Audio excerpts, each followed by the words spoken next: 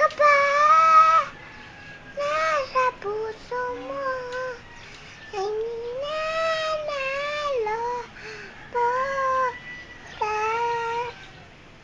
Ang iyong